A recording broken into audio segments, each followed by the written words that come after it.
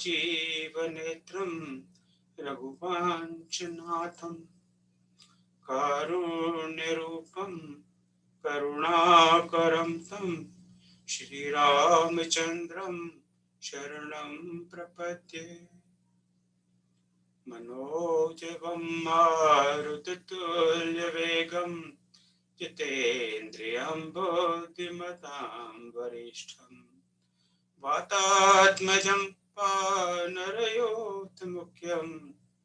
श्रीरामदूतं शरणं प्रपद्ये। श्यावर रामचंद्र भगवान की जय। उमापति महादेव की जय। पवन सुत हनुमान की जय। श्री कृष्ण कन्हैया लाल की जय। फिर से सबको प्रणाम और आप सबका स्वागत इस सभा में आने के लिए। जय श्री राम। तो हमने जो 2 श्लोक पढ़े, तो पहला भगवान राम की स्तुति में, दूसरा हनुमान जी। महेंद्र जी आप अपना म्यूट करिए प्लीज, वहीं से आवाज आ रही है। हाँ, thank you so much sir. तो पिछले दिनों कुछ दिनों पहले हनुमान जी की जन्म दिवस था। जन्म जयंती शब्द पे कुछ लोग ऑब्जेक्शन है, तो शब्द का प्रयोग नहीं कर रहे। चलो जन्मोत्सव था। तो हनुमान जी के बारे में ही हम लोग उत्कंठा हमारी ज्यादा से ज्यादा जानना चाहते हैं। तो आज कई मित्र आमंत्रित हैं आज हनुमान जी पर बोलने के लिए।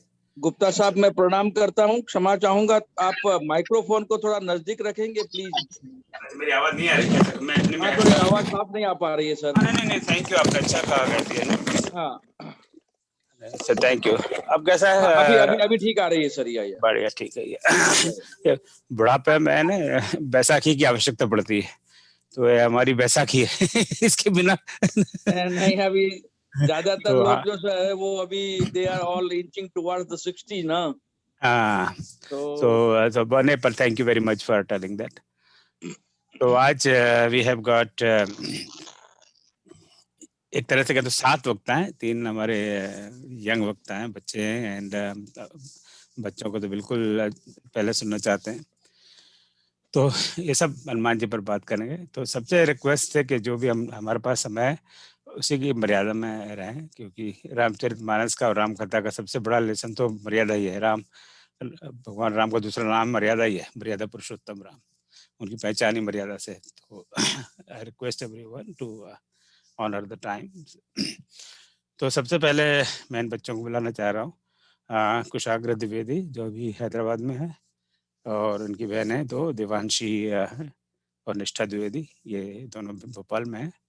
तो ये तीनों मिलकर हमें हनुमान जी के बारे में कुछ ऐसी बातें बताएंगे जिनके बारे में मैं नहीं पता। ठीक है बच्चों? तो चलो आओ, अब आप लोग शुरू करो। जय श्री राम। देवांशी स्टार्ट करेगी। बलधामं येन शैलामदेहं तनुजबनिकृशानं ज्ञानिनामामग्रणीयं सकलगुरुनिगानं वानराणामिधीशं रघुपतिप्रियभक्तं पातुजातं नमामि। श्यामलांगं सीतासमारूपितो वामभागं थोड़ा बड़ा जोर से बोलो, थोड़ा और जोर से बोलो। नमामि रामं रघुवंशनाथं श्री गुरुचरण सरोज रज निज मन मुकुर सुधारि वरनौ रघुवर विमल जसु जो दायक फलचारि बुद्धिहीन तनु जानकी सुमिरौ पवन कुमारी बल बुद्धि विद्या देहु मोहि हरहु कलेश विकारी। मनोजवं मारुतितुल्यवेगं जितेन्द्रियं बुद्धिं तं वरिष्ठं वटात्मजं वानरयोधमुख्यं श्रीरामदूतं शरणं प्रपद्ये।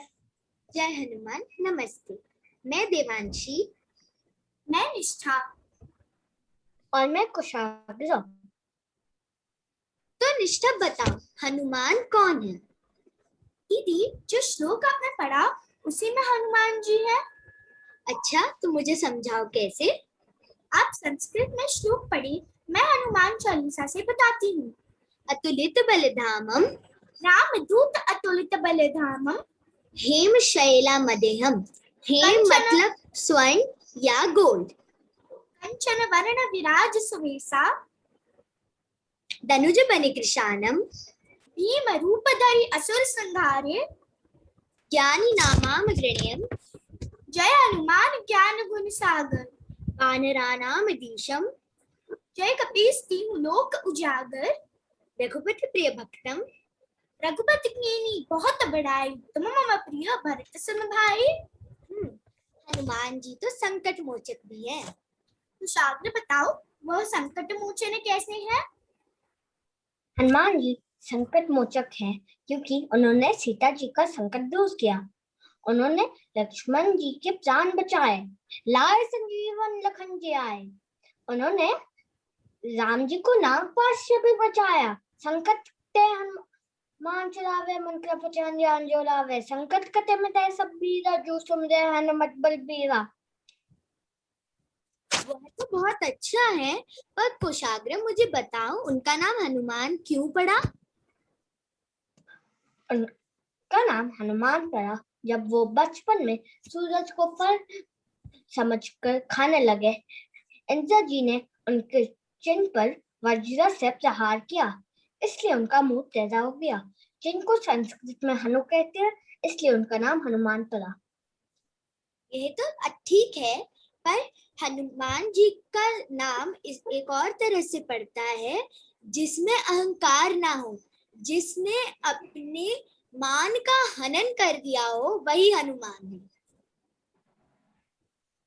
आप दोनों को पता है हनुमान जी 7 चिरंजीवियों में से एक है। दीदी वो 7 चिरंजीवियों कौन है? अश्वस्थामा बलिर्व्यासु हनुमान च विभीषण कृपः परेशुराम सप्तेतः चिरंजीविनः। हनुमान जी एक चिरंजीवी है जो हमारी रक्षा करने के लिए हमेशा हमारे साथ है। निष्ठा जी, आपने जो पहला दोहा पढ़ा उसमें था कि बरनाउ रघुवर बन लक्षौ जोदायक फल चाई। कैसे? ये तो हनुमान जी की वंदना है। इसका जवाब ओम गुप्ता जी और बाकी सहवक्ता देंगे। अतः पवन तनय संकट हरन मंगलमूर्ति रूप राम लखन सीता सहित हृदय बसोई सियावर रामचंद्र की जय, श्री हनुमान की जय। बहुत सुंदर बच्चों। बहुत सुंदर, बहुत सुंदर, बहुत सुंदर। बहुत बढ़िया। आज के बाद में आज तो चलो जो वक्ता बोलेंगे उनको हम बोलने देंगे, तो अगली बार से सब ये जरूरी होगा कि आपकी उम्र कम ज्यादा 18 साल होनी चाहिए यहाँ बोलने के लिए, क्योंकि ये तो बच्चे तो हमसे बढ़िया बोल रहे हैं। अब उन्होंने जो हनुमान जी का जो दूसरा अर्थ बताया कि इससे मान का अभिमान का हनन होता है, मैं तो पहली बार सुना। क्या बात है, बहुत सुंदर और इतना बढ़िया प्रेजेंटेशन का तरीका था जो कॉन्वर्सेशन में तीनों बच्चों ने किया, सबसे सुंदर होता। बहुत सुंदर। बच्चों ने तो बहुत ही अच्छा किया। हाँ, चलिए अब हम बड़े लोग कुछ सीखें जरा इनसे। Very good coordination, very good. हाँ, बहुत सुंदर किया। चलो भगवान राम जी की कृपा और आशीर्वाद तुम तीनों और पर। इतना साफ उच्चारण था बच्चों का कि कमाल। लेकिन वो एक प्रश्न वो गुप्ता जी के लिए छोड़ गए हैं, या तो उसका जवाब गुप्ता जी के या दूसरे वक्ता देंगे। एक प्रश्न नहीं, मैं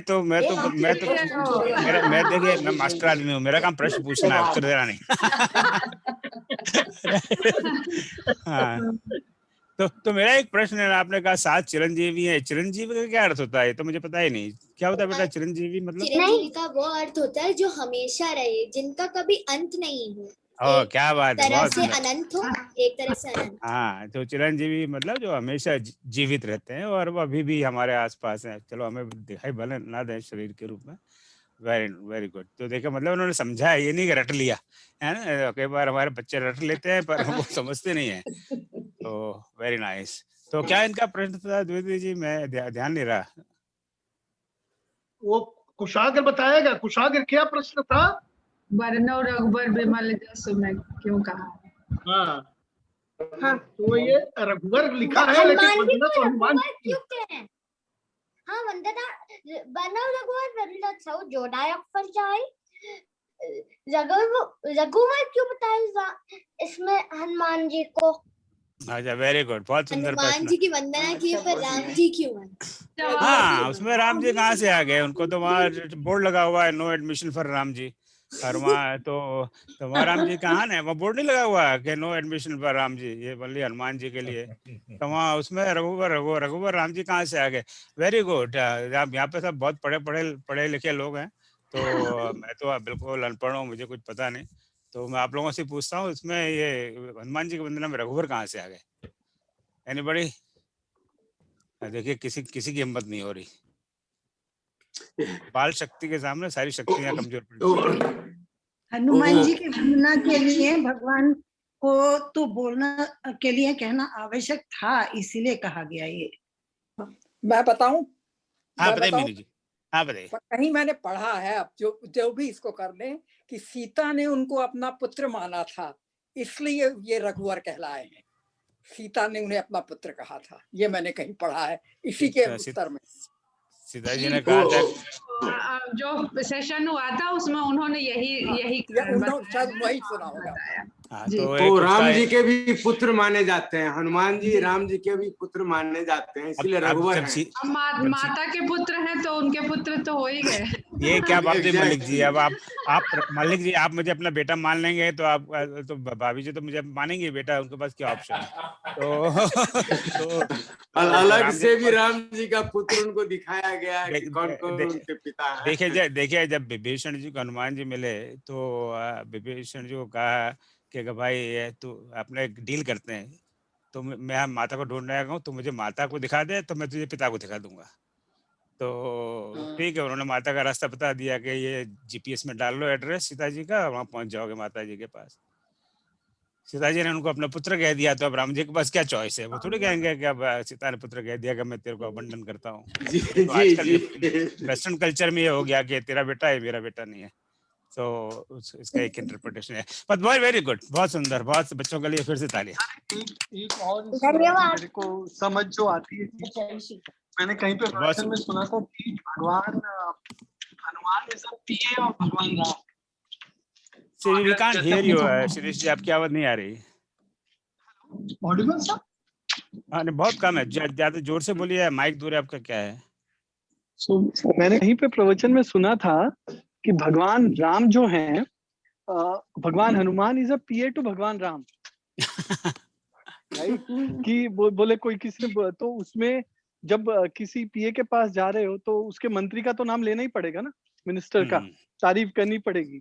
तो लॉजिकली एक तरीके से वो भगवान हनुमान जी के पास अगर जाएंगे तो भगवान राम का तो नाम लेना ही पड़ेगा। नहीं, वो तो क्या राम दुआरे तुम क्या पैसा रे, क्या हनुमान चालीसा, राम दुआरे तुम रखवारे हो, आज्ञा बिन पैसारे। हाँ तो राम वहाँ तो द्वार पे बैठे हुए हैं, तो उनको जब तक आप देखिए, आजकल भी सरकारी अफसरों में क्या होता है, वो चौकीदार को कुछ आप 10-20 का नोट नहीं पकड़ाओगे, अब तो रेट बढ़ गया होगा, खैर तब तक वो अंदर नहीं जाने देता। गोष्ठी के सभी भक्तों को प्रणाम। अर्चना प्रकाश मैं बोल रही हूँ। हाँ स्वागत है अर्चना जी आपका।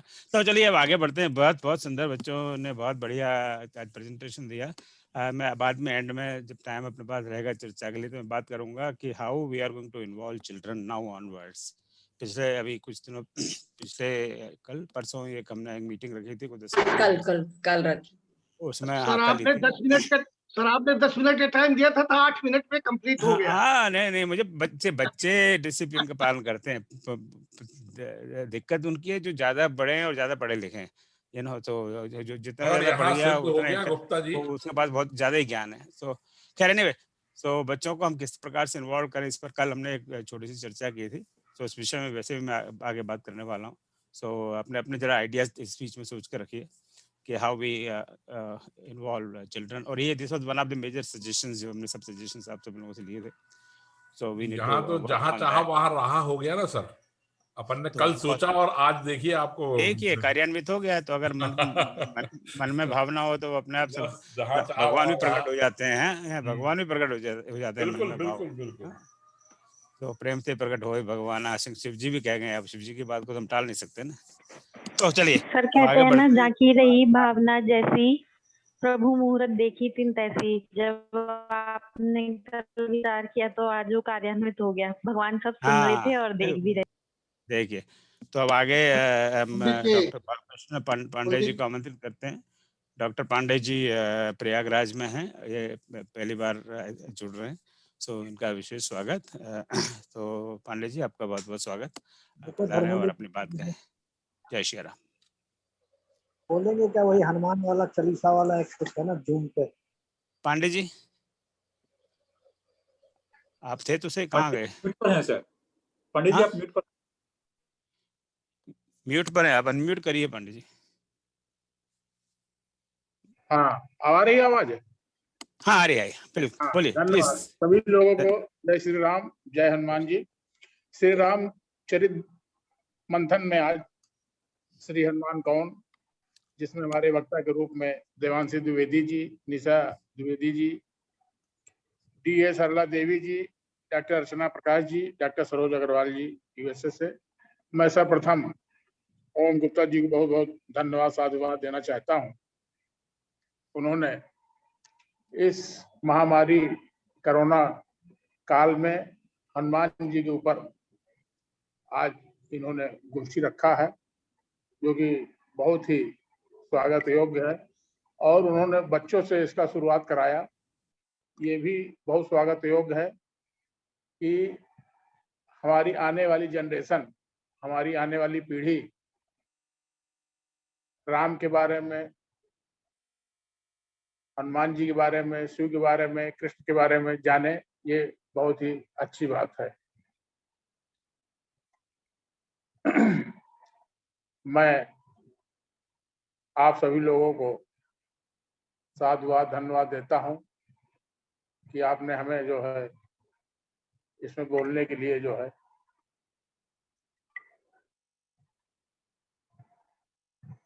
समय दिया। हम आपको हनुमान जी के बारे में बताना चाहते हैं कि जैसा कि ये विषय ही है कि हनुमान जी कौन है, तो सर्वप्रथम हनुमान जी कैसे अवतरित हुए, शुरुआत से थोड़ा सा हम बता देना चाहते हैं गुप्ता जी। राम भक्त हनुमान को हम कई नामों से जानते हैं, कई नामों से इन्हें पूछते हैं। कोई इन्हें पवन पुत्र कहता है, तो कोई महावीर, कोई अंजनी पुत्र बुलाता है, तो कोई कपीस नाम से उनकी आराधना करता है। भगवान शिव ने अनेक अवतार लिए, जिनमें से सर्वश्रेष्ठ है महावीर हनुमान।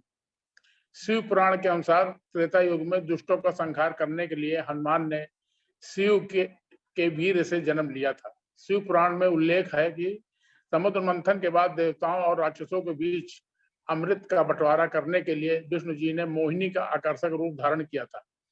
मोहिनी को देखकर कामातुर शिव ने अपनी लीला रचते हुए वीरपात किया, जिसे सप्त ऋषियों ने सही समय का इंतजार करते हुए संग्रहित कर लिया था। शिव का वीर जब वक्त आया, तब सप्त ऋषियों ने शिव के वीर को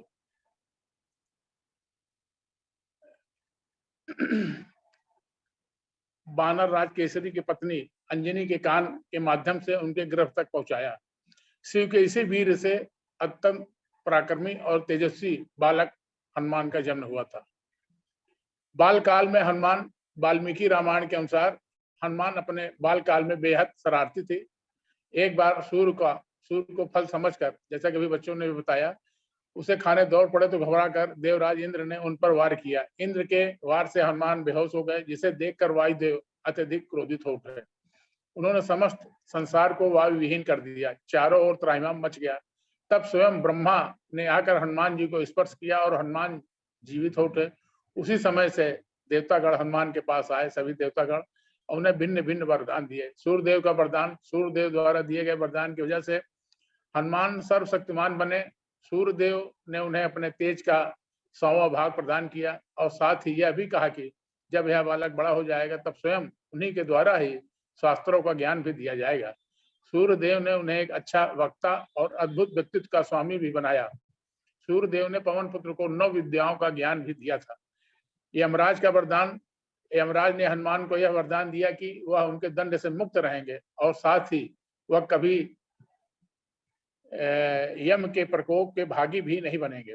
कुबेर का भी वरदान हनुमान जी को यह था, युद्ध में कुबेर की गदा भी उनका कुछ नहीं बिगाड़ पाएगी। कुबेर ने अपने सभी अस्त्र शस्त्रों के प्रभाव से हनुमान जी को मुक्त कर दिया था।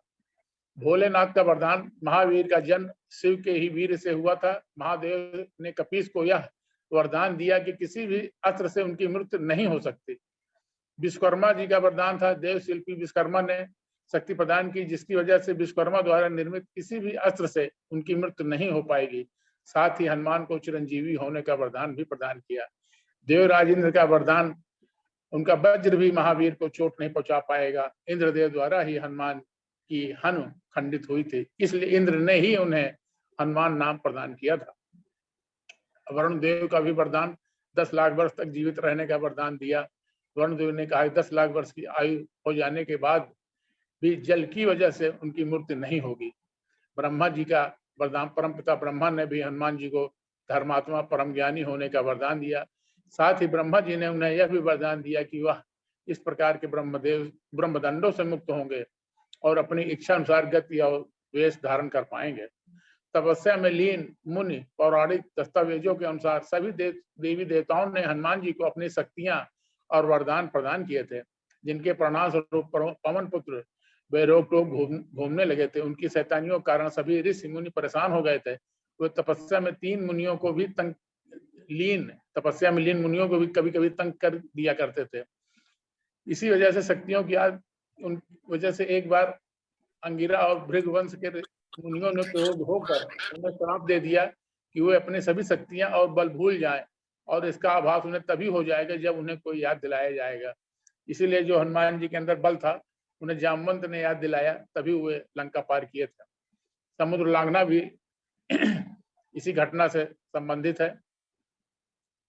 भगवान राम से मुलाकात के बाद जब सीता को खोजने के लिए लंका जाना, तब समुद्र लांघने के लिए स्वयं प्रभु राम ने हनुमान जी को उनकी शक्तियों का स्मरण कराया था। सीता जी ने भी इन्हें वरदान दिया था। जब सीता जी की खोज करते हुए ये लंका पहुंचे थे बड़ी मशक्कत के बाद, तो सीता माँ दिखाई दी। तब हनुमान जी ने सीता माँ को अपना परिचय दिया। तब सीता जी ने उन्हें प्रसन्न हुई और उन्हें अमरता के साथ यह भी वरदान दिया कि वे हर युग में राम के साथ रहकर उनके भक्तों की रक्षा करेंगे। कलयुग में हनुमान जी की आराधना, हनुमान चालीसा की पंक्तियां अष्ट सिद्धि नवनीत के दाता असवर दीन जानकी माता का अर्थ है कि माँ देवी सीता ने महावीर को ऐसा वरदान प्राप्त हुआ जिसके अनुसार कलयुग में भी वह किसी को भी 8 सिद्धि और 9 निधियां प्रदान कर सकते हैं।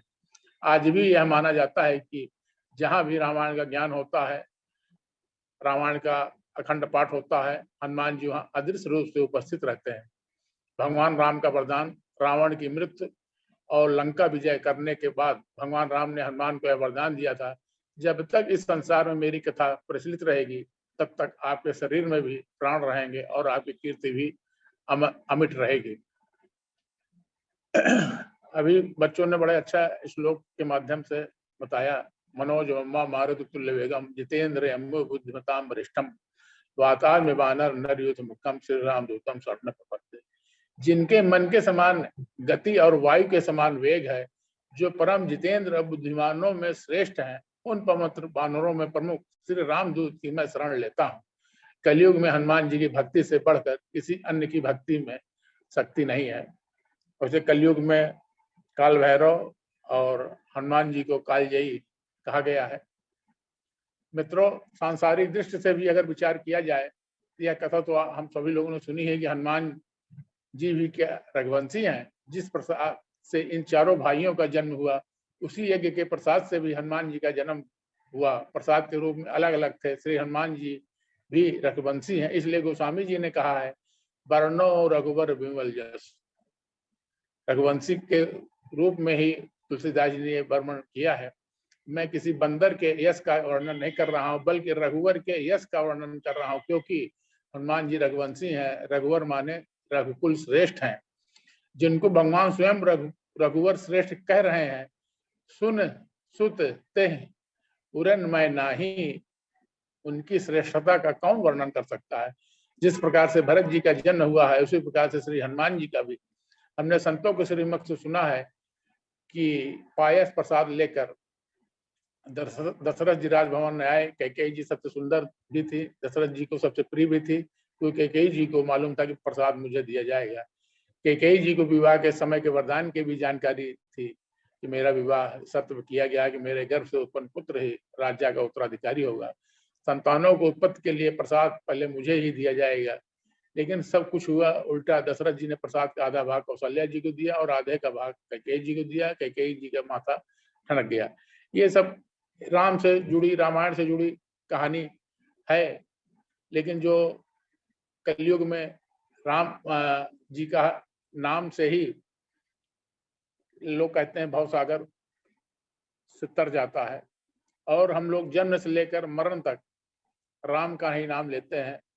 अगर घर में संतान उत्पत्ति होती तब भी राम का नाम लिया जाता है, और अंत में जब हम लोग गोलोकवासी लोग होते हैं तब भी राम नाम सत्य लिया जाता है। तो हनुमान जी काल यही है। समय हो जाएगा तो गुप्ता जी बता दीजिएगा, इशारा कर दीजिएगा। पवन तनय संकट हरण मंगल मूरत रूप, राम लखन सीता सहित हृदय विसर स्वरूप। हे पवन के समान शरीरधारी पवन पुत्र, समस्त संसार के जीवों के संकट हरने वाले कल्याणमय मंगल मूर्त राम लक्ष्मण एवं सीता के सुरभूप, देवताओं एवं पृथ्वी वासियों के रक्षक पालनहार, मेरे हृदय में ऐसे आप विराजिए जैसे आप अपने स्वामी इष्ट सखा प्रभु श्री राम एवं माता सीता के हृदय में सदैव विचारते रहते हैं। चिरंजीवी हनुमान जी अतुलित बल के स्वामी होते हुए भी निर्विवान है। केवल स्मरण कराने पर ही पर्वताकार स्वरूप ले सकते हैं। बल एवं बुद्धि द्वारा असुरों को संहार कर देते हैं। जिनका डंका तीनों लोकों में बजता हो, कलयुग में जिनका नाम चारों दिशाओं में चलता हो, ऐसे पवन पुत्र हनुमान जी को मैं बारंबार प्रणाम करता हूं, और इसी के साथ मैं अपनी वाणी को विराम देता हूं। जय श्री हनुमान जी। जय श्री हनुमान जी। जय श्री हनुमान जी। बहुत बहुत धन्यवाद जानकारी दी। बस इसी प्रकार आप आते रहिए इस कार्यक्रम में, और लोगों को भी जोड़िए ताकि हमारे संस्कृति। उनकी आपकी आवाज कम आ रही है।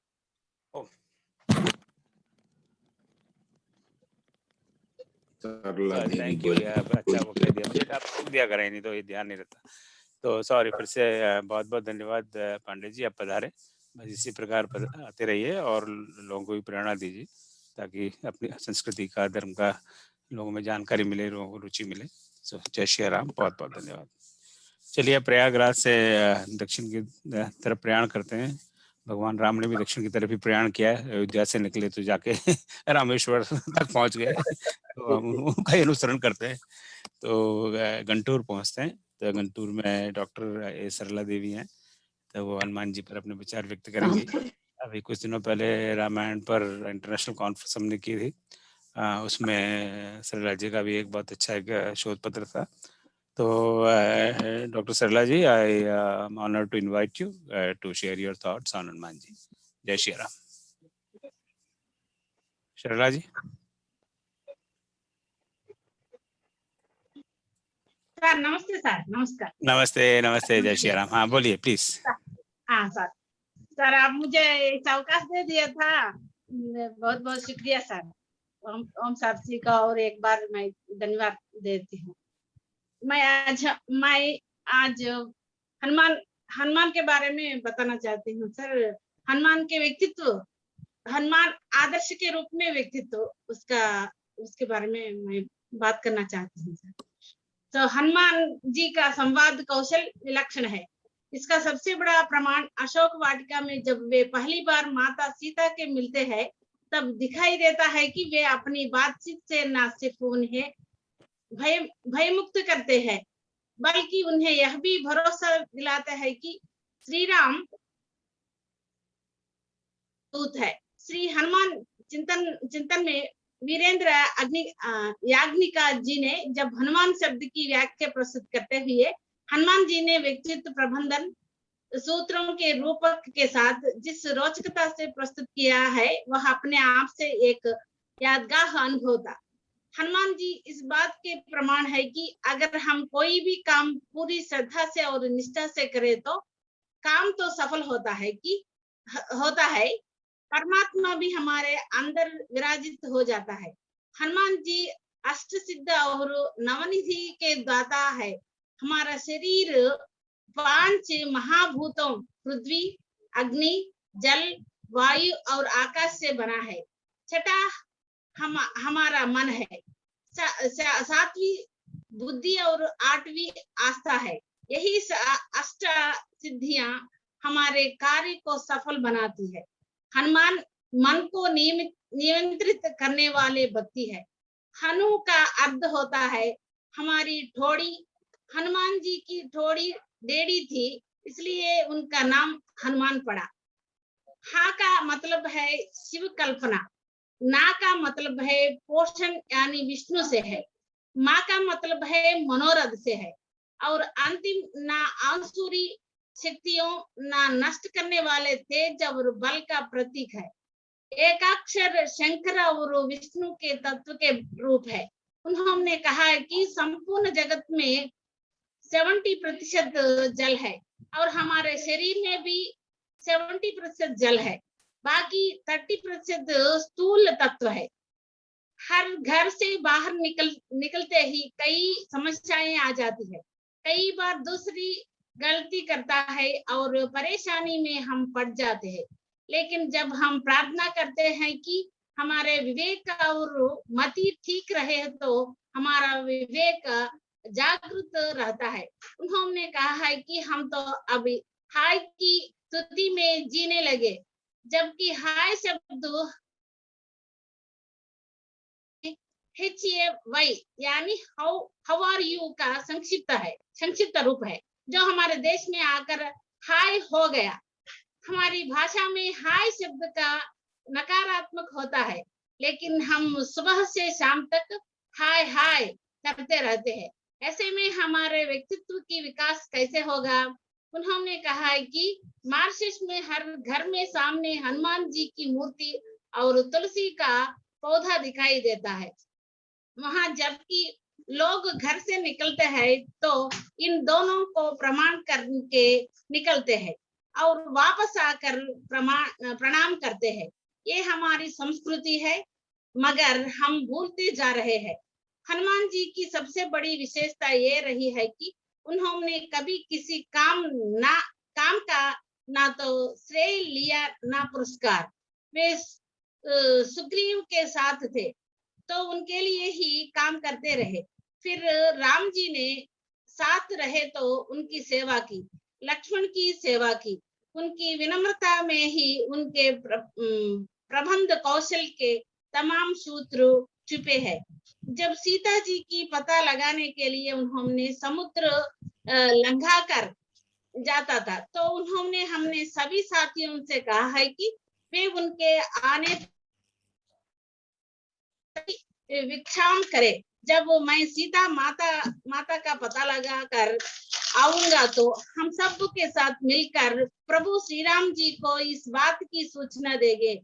अशोक वाटिका में सीता माता के पास पहुंचकर वे सबसे पहले बाल स्वरूप में उनके सामने जाते हैं और जब सीता माता उनका लघु रूप देखकर आश्चर्य व्यक्त करते हुए कहते हैं कि तुम इतने छोटे से वानर होकर इन राक्षसों से कैसे लड़ेगे? तो वे अपना स्वरूप दिखाता है। इसका गूढ़ार्थ यह है कि हमें आप अपने से बड़ों के सामने छोटा होकर जाना चाहिए और अपने बड़े होने का अहंकार नहीं करना चाहिए। हम आजकल छोटी छोटी बातों पर भी हमारी ईगो हर्ट हो जाती है, लेकिन हनुमान जी हर परिस्थिति का सामना विनम्रता से करते हैं।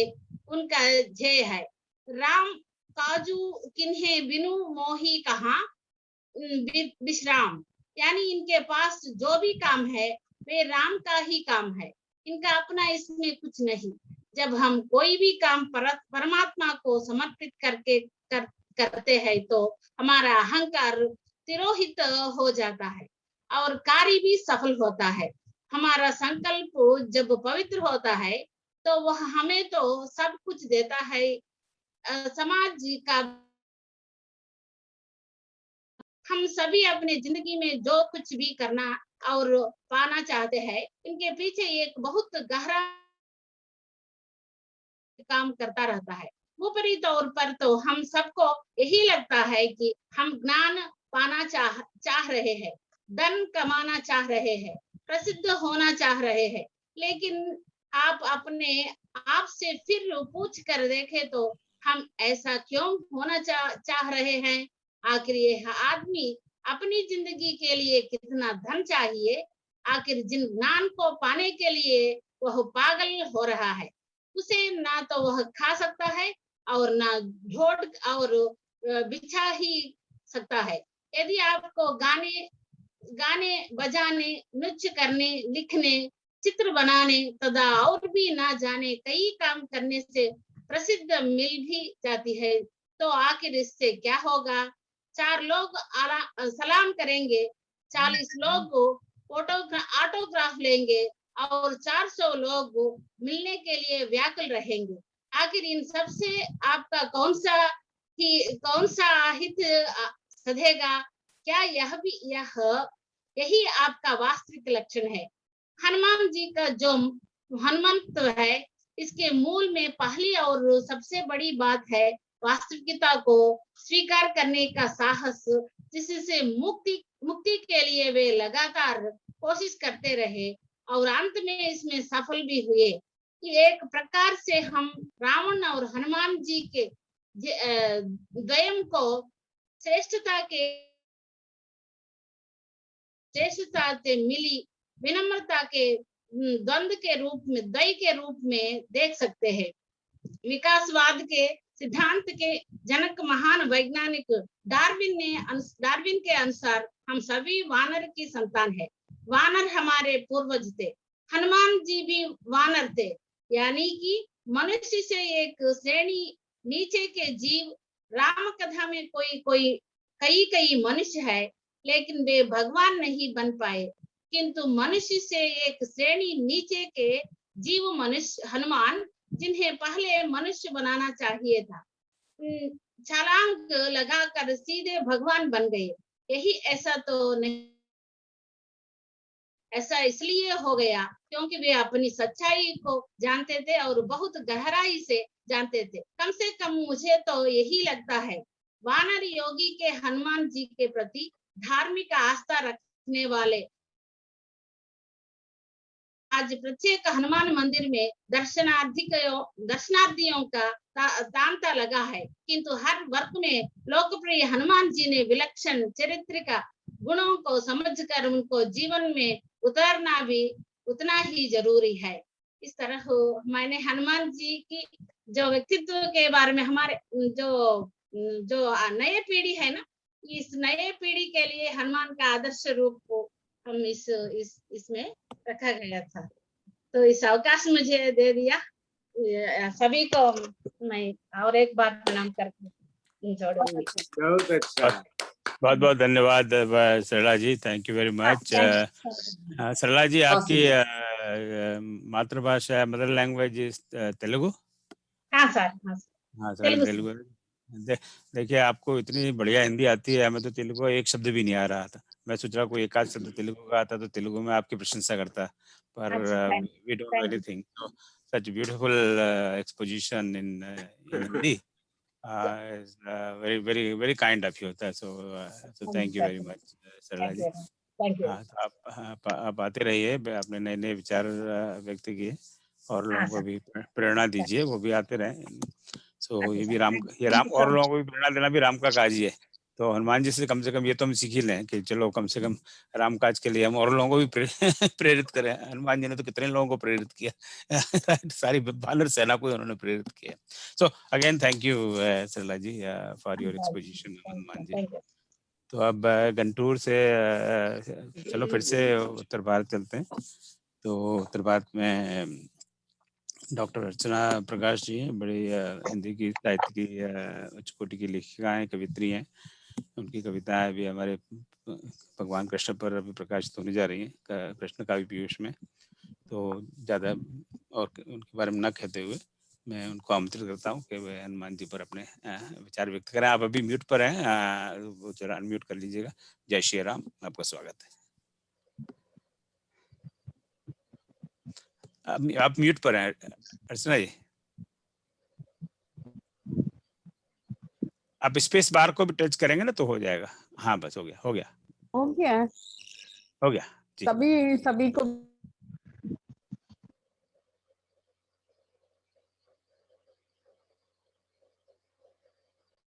अब फिर म्यूट पर हो गए अर्चना जी, आप फिर म्यूट पर हो गए।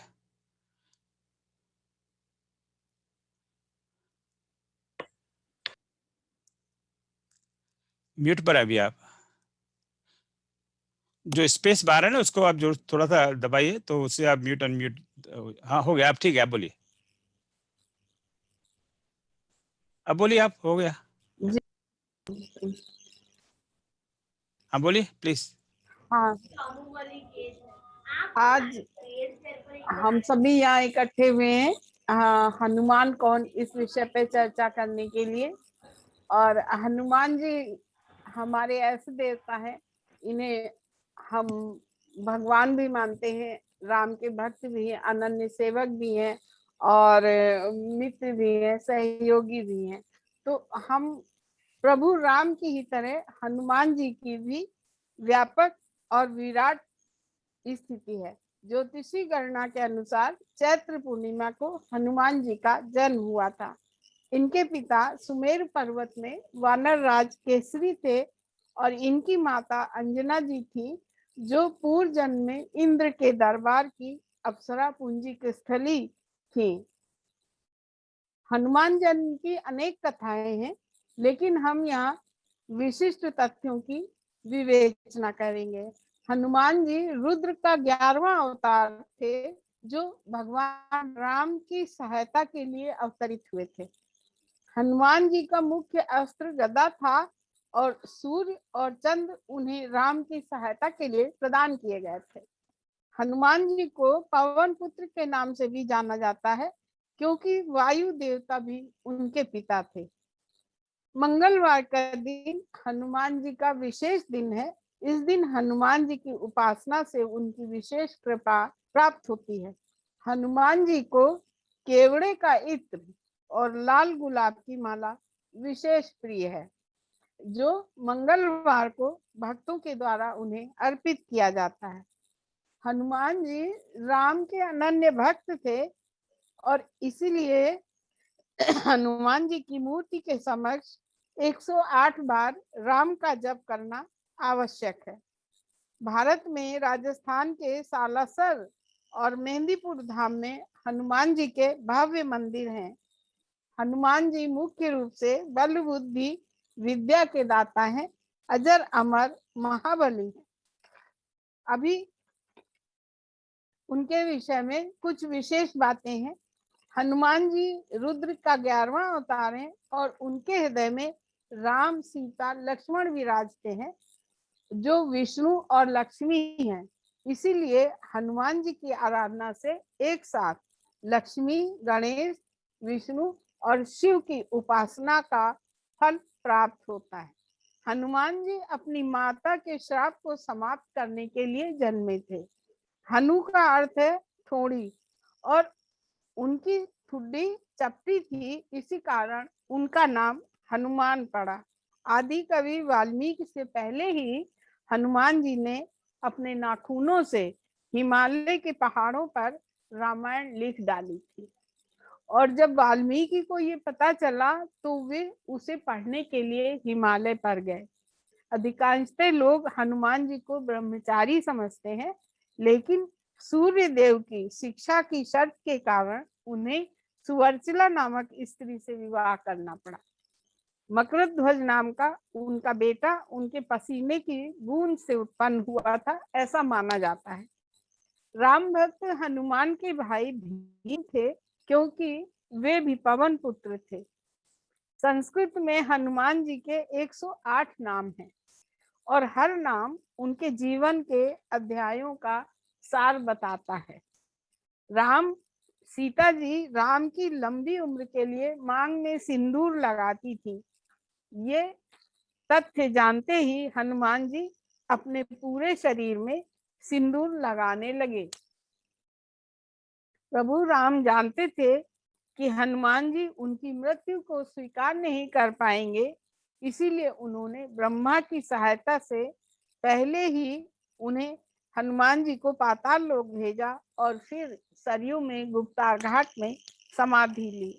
जब सीता माँ ने उन्हें कीमती हार भेंट किया तो हनुमान जी ने उसे लेने से मना करते हुए अपना सीना चीरकर उन्हें अगाध भक्ति और प्रेम का प्रमाण प्रस्तुत कर दिया और ये भी बता दिया कि सच्चे भक्त के लिए सोना चांदी बहुमूल्य नहीं होता है। हनुमान जी इसी धरा पर एक कल्प तक सशरीर रहेंगे, ऐसे साक्ष्य अनेकों ग्रंथों में मिलते हैं। भगवान राम को हनुमान जी ऋषिमुख पर्वत के पास मिले थे। हनुमान जी महाभारत में 2 बार दिखते हैं।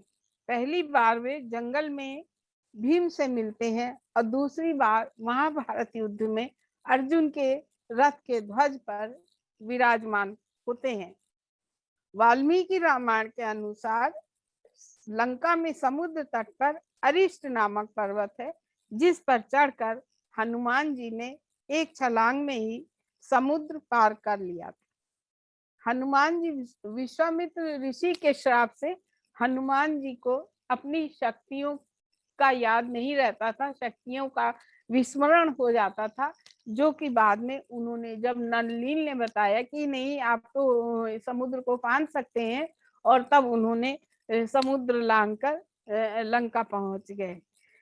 रामावत वैष्णव धर्म के विकास के साथ साथ हनुमान जी का भी दैवीकरण हुआ। धीरे धीरे हनुमत अथवा मारुति पूजा का एक संप्रदाय ही बन गया और ये हनुमान चालीसा के अलावा हनुमान जी की आराधना के लिए बजरंग बाण, हनुमान साटिका, हनुमान बाहुक आदि पुस्तकों का प्रयोग किया जाता है, जिससे कि हनुमान जी की कृपा बहुत जल्दी प्राप्त हो जाती है। हनुमान जी की एक वंदना मैंने लिखी है, आप सबकी आज्ञा हो तो मैं उसे यहाँ पर प्रस्तुत कर दूं। उसमें भी उनकी कुछ विशेषताओं का उल्लेख है।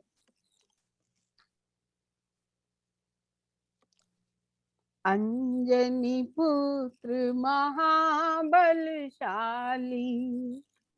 अंजनी पुत्र महाबलशाली, राम भक्ति करे सेवक वाली, अंजनी पुत्र महाबलशाली।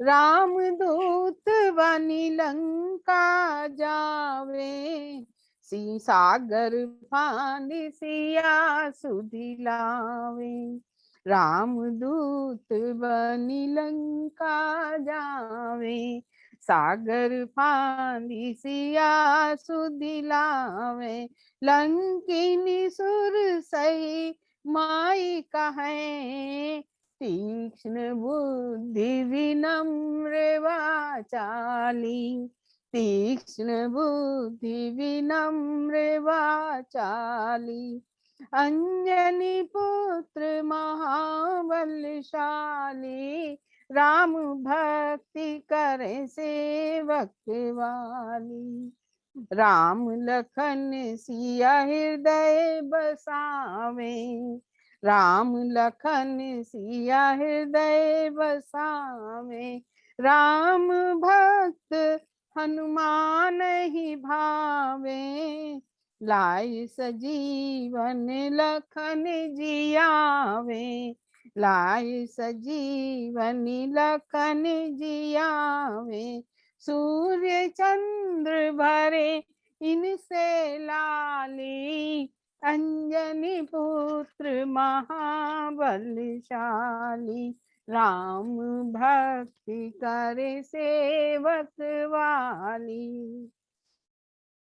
पल पल बदले रूप नभचारी, पल पल बदले रूप नभचारी, कुमति निवारे सुमति विचारी, कुमति निवारे सुमति विचारी, तुलसी के गुरु ज्ञान विधानी, तुलसी के गुरु ज्ञान विधानी, राम काज के सफल श्रीमाली, राम काज के सफल श्रीमाली, अंजनी पुत्र महाबलशाली, राम भक्ति करे सेवक वाली, अंजनी पुत्र महाबलशाली।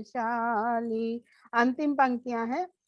लाल देह सिंदूर आलेपन, लाल देह सिंदूर आलेपन, तीन लोक करे तुमरा वंदन, अजर अमर पिशाच विनाशी, अजर अमर पिशाच विनाशी, अष्ट सिद्धि नवनिधि के दानी, अष्ट सिद्धि नवनिधि के दानी, अंजनी पुत्र महाबलशाली, राम भक्ति करे सेवक वाली, अंजनी पुत्र महाबलशाली। धन्यवाद। बहुत बहुत धन्यवाद डॉक्टर साहब, थैंक यू फॉर कमिंग। आप पधारे, आपने अपने विचार हनुमान जी महाराज पर व्यक्त किए। सो आज आप पहली बार आए इस मंच पर और आप आते रहे, बस आपसे ये निवेदन है और बाकी लोगों को भी इस बारे में बताएं ताकि ज़्यादा से ज़्यादा लोग हमारे संस्कृति का और हमारे धर्म का प्रचार कर सके। तो जय श्री राम। बहुत बहुत आप सबके मन में कुछ प्रश्न होंगे, कुछ टिप्पणियाँ होंगी तो सारे वक्ता बोल रहे, उसके बाद में we will start discussing today's presentations and questions and comments. तो थोड़ा सा धीरे रखें। तो आज के अंतिम वक्ता हैं, स्पीकर हैं, आप जानते ही हैं इनको, कई बार हमारे बीच आ चुके हैं। हमारी जानी पहचानी दीदी है सरोज, डॉक्टर सरोज अग्रवाल, ये हिंदी की प्रोफेसर रही हुई हैं साउथ में, ये भी हैदराबाद में ही थी शायद कई साल पहले, आपको निवृत्त होने के बाद में अब यूएस में है, तो यहाँ डेटन ओहायो में रहती हैं। कई बार हमें इनको सुनने का मौका मिला है। सो दीदी फिर से आपका स्वागत। जय श्री राम। सभी को प्रणाम। आज के मेरे विषयाध्यक्ष जो हैं हनुमान जी महाराज और हमारे पीठाध्यक्ष ओम जी और हमारे बहन भाई, सभी को नमस्कार मेरा। तो मैंने आज सोचा कि हनुमान जी की निष्ठा के ऊपर मैं थोड़ी सी बात कर लूं। तो जैसे जानते हैं कि निष्ठा का तो है ही श्रद्धा होना या एक निष्ठ किसी के प्रति हो जाना, जो स्था धातु से बनी है। और तुलसीदास जी ने कहा है, एक भरोसो एक बल एक आशीर्वास, तुलसी चातक चातकी तजो न तिहारी आस। अर्थात कहने तात्पर्य कि वो केवल एक भरोसा चाहते हैं, एक ही के प्रति निष्ठावान है। और इसका उदाहरण चातक चातकी से दिया है, जो चातक चातकी यानी उन्होंने स्वयं को चातक चातकी के रूप में प्रस्तुत किया है। और जिस प्रकार चातक चातकी जो हैं केवल स्वाति नक्षत्र की बूंद को स्वीकार करते हैं और कुछ नहीं, चाहे वो बाज उनको मार दे, वो गंगा जी में गिर जाए, पंख के टुकड़े टुकड़े हो जाएं, लेकिन वो जो केवल और गंगा में गिरने के बाद चोंच ऊंची कर लेते हैं, गंगा जल भी स्वीकार नहीं करते। तो ये उसकी निष्ठा का एक प्रतीक है। इस प्रकार हम देखते हैं कि निष्ठा तो बहुत प्रकार की होती है, गुरु के प्रति होती है और अपने बड़ों के प्रति होती है, भगवान के प्रति होती है और यहाँ तक कि गुरु की शिष्य के प्रति भी होती है। तो आज मैं अपनी जो छोटी सी निष्ठा के बारे में बताना चाहूंगी कि हनुमान जी की, अपने भक्त हनुमान जी के प्रति, तुलसीदास जी के प्रति और हनुमान जी के माता जी के प्रति, जानकी जी के प्रति, हनुमान जी के भगवान राम के प्रति, गुरु के प्रति, और भगवान राम, राम का नाम उससे भी बड़ा, राम राम से बड़ा, राम का नाम राम से बड़ा, इनके प्रति निष्ठा बताऊंगी। जो एक आध तो बता दिया वो मैं छोड़ दूंगी। तो जैसा कहते हैं कि तुलसीदास जी ने हनुमान जी से, वो उनके भक्त थे हनुमान जी के, तो उनसे प्रार्थना की कि भाई मुझे राम के दर्शन कराओ। तो एक बार किसी प्रकार तुलसीदास चूक गए भगवान राम के दर्शन करते हुए। तो अब चित्रकूट के घाट पर थे, चंदन घिस रहे थे, भगवान आए, तिलक दिया, और तब ऊपर से तोते के रूप में बैठे हुए थे तुलसीदास हनुमान जी, और उन्होंने वो दोहा बोला जो कि सबको पता है, चित्रकूट के घाट पर भई संतन की भीड़, तुलसीदास चंदन घिसे तिलक देत रघुवीर। तो कहते हैं कि अगर उनके ऊपर भगवान हनुमान जी की कृपा न होती तो कभी भी उनको भगवान के दर्शन नहीं हो सकते थे। इसी संदर्भ में बतलाना चाहूंगी कि मैथिली शरण गुप्त हमारे यहाँ जो आधुनिक काल में हुए हैं ये सब, तो इन्होंने गुप्त जी ने साकेत लिखी है। तो उनको महावीर प्रसाद द्विवेदी उनके गुरु थे, जिन्होंने उन्हें कहा कि राम के ऊपर तो बहुत लिखा गया, तुम उर्मिला के ऊपर लिखो। तो उन्होंने उर्मिला के ऊपर साकेत लिखा, और बहुत सोचने के बाद में उन्होंने सोचा कि मेरे तो इष्ट देव भगवान राम है, अब मैं कैसे करूं। तो फिर उन्होंने क्या किया, उर्मिला को तो बनाया क्योंकि उनको आदेश मिला था, और उन्होंने पूरी कथा को राम के इर्द गिर्द घुमा दिया। यानी कि राम अगर वहां गए हैं लंका में, तो सारी सेना को लंका भेज दिया इन्होंने। तो इस तरह से उन्होंने किया, और उन्होंने यही कहा कि तुलसी भी कैसे करते मानसनाद, महावीर का यदि उन्हें मिलता नहीं प्रसाद। अब देखिए ये महावीर एक शब्द है, यहाँ पर एक बार हनुमान जी के लिए होता है, और दूसरा महावीर एक ही शब्द जो है जो महावीर प्रसाद द्विवेदी के लिए होता है। और ये इसमें श्लेष अलंकार है, जब एक शब्द एक बार प्रयुक्त होता है लेकिन दो मीनिंग देता है तो वो श्लेष अलंकार कहलाता है। अब हनुमान जी की निष्ठा हम देखेंगे राम के प्रति, वो तो अभी शायद अर्चना जी ने किन्होंने बता दी कि वो सिंदूर लगा रही थी सीता जी, वो ये तो मैं इसको छोड़ दूंगी प्रसंग को। एक दूसरा निष्ठा बताती हूँ जिसके लिए आप हंसीएगा मत।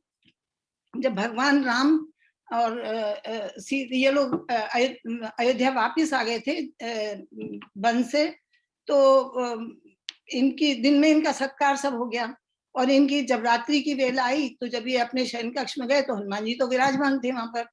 तो उन्होंने पूछा हनुमान जी से कि भाई आप यहाँ क्यों बैठे हैं। तो हनुमान जी ने कहा कि भगवान जब मैं आपकी शुभकामना के लिए बैठा हूँ, और आपको जब जम्हाई आई तो मैं चुटकी बजाऊंगा। आप लोगों ने देखा होगा कि जब किसी को जम्हाई आती तो इंसान स्वयं ही बजाने लगता है अगर दूसरा कोई नहीं होता तो भगवान ने कहा अच्छा ठीक है, पर आप अब बाहर जाइए और मैं आपको ये वचन देता हूँ कि अगर आप चुटकी बजाएंगे तो मुझे जम्हाई आ जाएगी। तो हनुमान जी खुश हो गए, चले गए। अब हनुमान जी ने सोचा कि भगवान राम कहीं मुझे धोखा तो नहीं दे रहे हैं, अब जरा देख तो लूं मैं। तो उन्होंने एक चुटकी बजाई तो भगवान जी को जम्हाई आई, और चुटकी बजाते ही हनुमान जी तो मस्त हो गए, सत्संग करने लगे राम राम राम, और उधर भगवान राम जो थे जम्हाई जम्हाई जम्हाई लेते ही चले गए। सुबह हो गई, सीता जी परेशान के हुआ क्या, उन्होंने बतलाया कि जब घर में, तो फिर गुरु वशिष्ठ को बुलाया गया, उन्होंने ध्यान लगाया और देखा कि क्या करना था। तब हनुमान जी को सचेत किया गया, हनुमान जी ने क्षमा प्रार्थना की। ये थी उनकी भगवान राम के प्रति निष्ठा। अब इनकी जो थी दूसरी निष्ठा इनकी थी अपने गुरु के प्रति। गुरु कौन थे? सूर्य भगवान। तो उनके प्रति इनकी निष्ठा थी। तो जैसा हम सब जानते हैं कि राहु जो है सूर्य को अमावस्या के दिन ग्रसित करता है, तो उस बार ग्रसित करने का टाइम था, देव सभा हो रही थी, लेकिन हनुमान जी तो सामने अडिग होके खड़े हो गए कि मेरे गुरु को तुम नुकसान कैसे दे सकते हो, उनकी क्षति कैसे कर सकते हो। तो खड़े हो गए, और राहु ने बहुत ही काला काला अंधकार उनके ऊपर छोड़ा। जब कुछ नहीं हुआ तो फिर उन्होंने अग्नि की वर्षा की, हनुमान जी को कुछ नहीं हुआ तो बहुत चिल्लाया, और उसने फिर जाके सभा में बोला कि आप लोगों ने तो मुझे आशीर्वाद दिया था कि भाई अगर तुम करोगे ग्रसित तो अमावस्या के दिन तो सूर्य ग्रसित हो जाएगा, लेकिन ये तो नहीं हो रहा है। तो सबने पूछा हनुमान जी से कि भाई क्यों ऐसा हो रहा है। तो उन्होंने कहा कि भाई आप ही लोगों ने तो मुझे बताया था कि गुरु अगर है, गुरु की तुम सेवा करो तो उससे बढ़ के कुछ नहीं है, मैं अपने गुरु की रक्षा कर रहा हूँ। और उन्होंने फिर वो मंत्र बताया कि आपने बताया था अखंड मंडलाकारम व्याप्तम येन चराचरम तत्पदम दर्शितम येन तस्मै श्री गुरुवे नमः। और तब राहुल लज्जित हुआ और हनुमान जी जो थे इस प्रकार से अपने गुरु की रक्षा कर सके। और एक और जो अंतिम में बताना चाहूंगी कि इनके पति भगवान राम से अधिक राम का नाम, तो इसके लिए एक कहा जाता है कि एक बार भगवान राम ने एक सभा बुलाई जिसमें सब ऋषियों को बुलाया और वो सब आए और विश्वामित्र भी आए। क्योंकि वो राजर्षि हो गए थे, वो भी आए। तो नारद जी ने हनुमान जी को कहा कि हनुमान जी आप विदा जब सभा समाप्त हो गई तो उन्होंने कहा कि हनुमान जी आप जब सब लोग जाएं उनका सेंड ऑफ पार्टी करिए, उनको सत्कार कीजिए और इस तरह से, मगर विश्वामित्र को मत करिए। हनुमान जी ने पूछा कि क्यों? तो बोले कि उसका कारण यह है कि वो राजा हैं, इसलिए नहीं करिए, क्योंकि यहाँ तो ऋषि सभा थी ना, ऋषियों का सत्कार होगा। तो हनुमान जी ने ऐसा ही किया। तो अब विश्वामित्र जी तो बहुत नाराज हो गए, बहुत ही गुस्सा हो गए कि ये राम, क्योंकि राम के गुरु थे वो, यहाँ भी निष्ठा का प्रश्न आता है। तो उन्होंने राम जी से जाके कहा कि राम ये क्या हो रहा है, हनुमान मेरा इतना अपमान कर रहा है, ये मुझे स्वीकार नहीं है और आप इन्हें दंड दीजिए, मृत्यु दंड दीजिए। भगवान राम बड़े परेशान थे कि भाई वो भक्त हैं हनुमान जी और मैं कैसे उसको दंड दूं, लेकिन गुरु की आज्ञा थी, वो भी मानना था।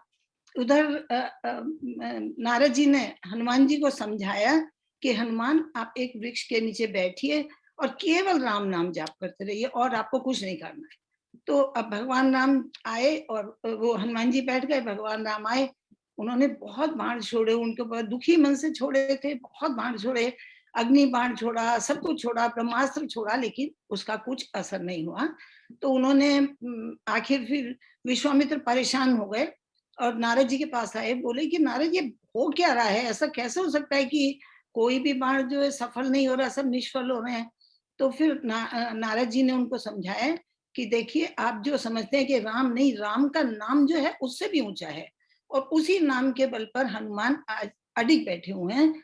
तो आप यही कारण है। तो बस विश्वामित्र जी थोड़ा लज्जित हुए और राम के पास गए और राम को उन्होंने फिर रोक दिया। तो इस प्रकार से हनुमान जी की रक्षा हुई। कैसे? राम से अधिक बड़ा राम का नाम।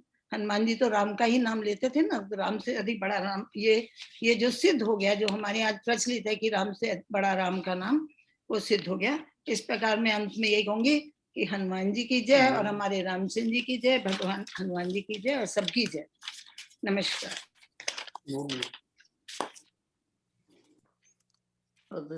चलिए बहुत बहुत धन्यवाद। जय श्री राम। दीदी आपने कई कथाएं सुनाई हनुमान जी के बारे में जो हम में से कई लोगों को पता नहीं थी। सो बहुत बहुत सुंदर, बहुत धन्यवाद। सो अभी we will open up for question answer and comments. पर उसके पहले मैं अगेन जैसे मैं करता हूँ, मैं 5 मिनट लूँगा ताकि आने वाले कार्यक्रम बता सकूँ। तो जिनको समय का भाव है, वो जल्दी जाना चाहते हैं तो जल्दी जा सकें। तो मुझे बस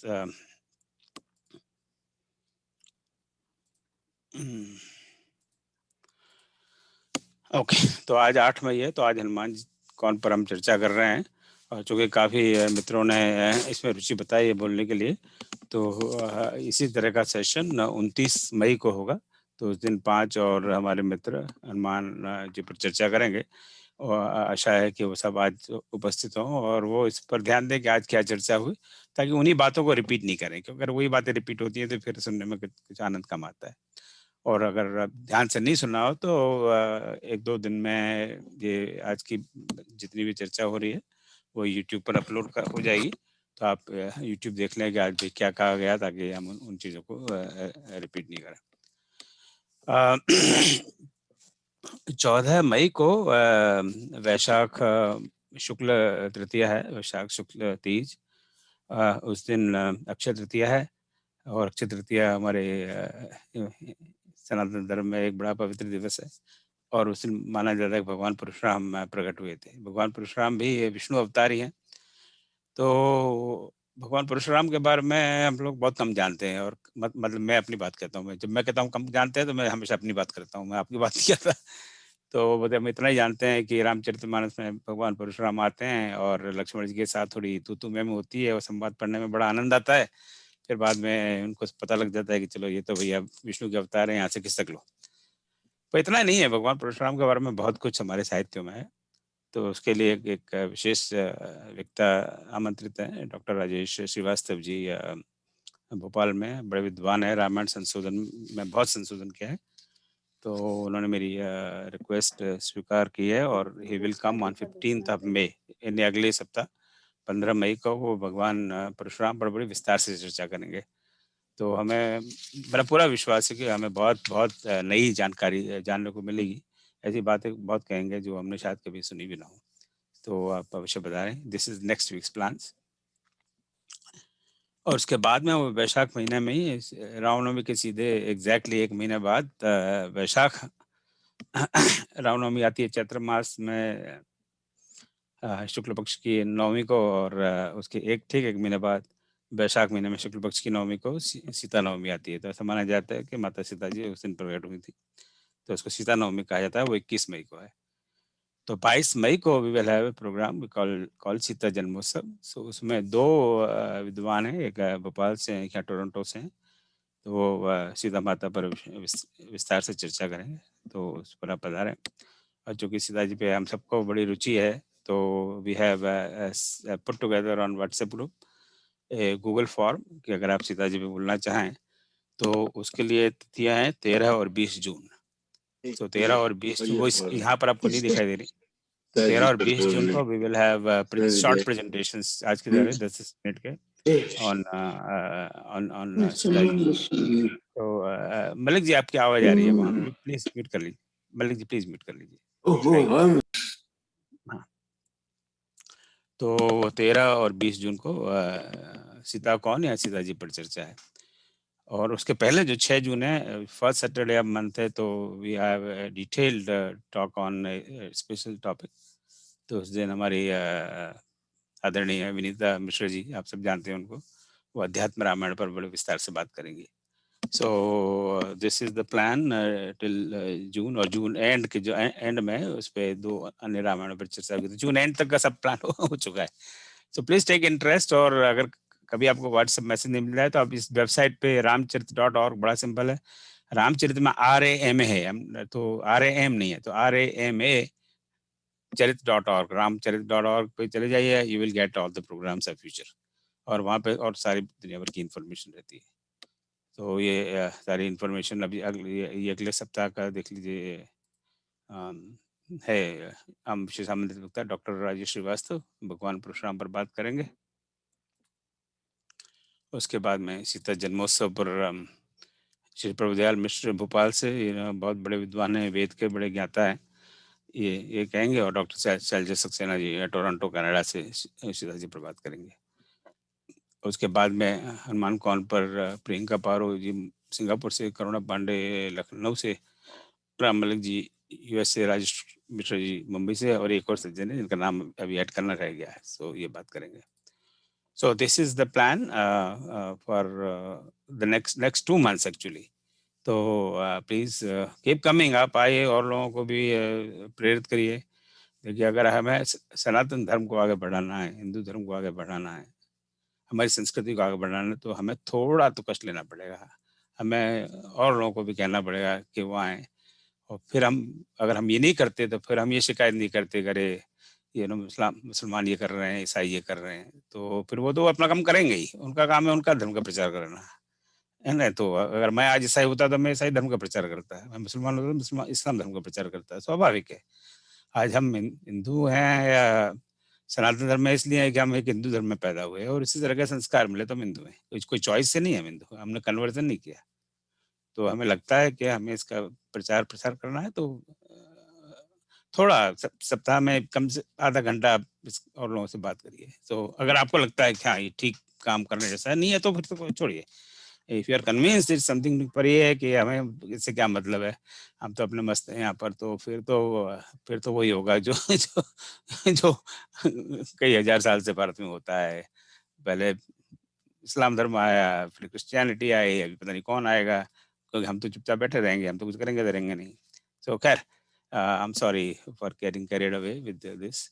So this is the plan for coming days.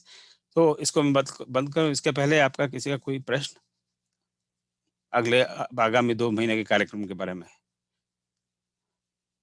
Anybody has any question? Any comment? Ram Ram Shri Ram. हाँ जी, कहिए, आपका क्या प्रश्न है? एक सुझाव है मेरा। हाँ, कहिए। बच्चे जो है इनको सह संचालन। No, we will talk. No, Mr. Ji will talk about that. Just you have any comment on the program for next 2 months?